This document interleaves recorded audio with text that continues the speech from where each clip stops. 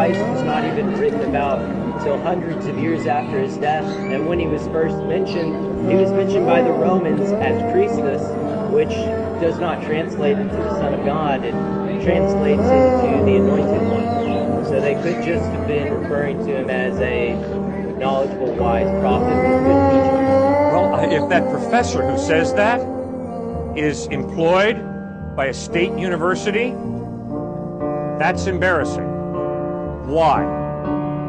Because although that used to be taught 75 to 125 years ago on these campuses, archaeological finds and the discovery of the writings of the early church fathers have totally smashed that whole school of thought that taught that the Gospels were not written until a couple hundred years later. What do I mean?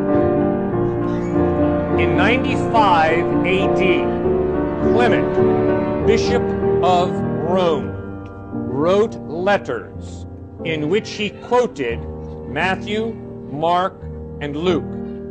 In 115 AD, letters that we have discovered, written by Ignatius, Bishop of Antioch, quote Matthew, Mark, Luke, and John. In fact, due to archaeological finds of the letters of the early church fathers, all of the New Testament is written about in those letters at the end of the first century, in the early second century. So that whole school of thought that taught that the Gospels were not written until hundreds of years after the event of Christ is totally false.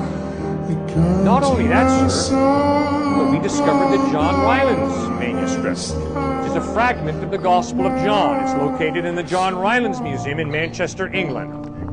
It is a fragment of the Gospel of John that is dated between 115 and 130 AD.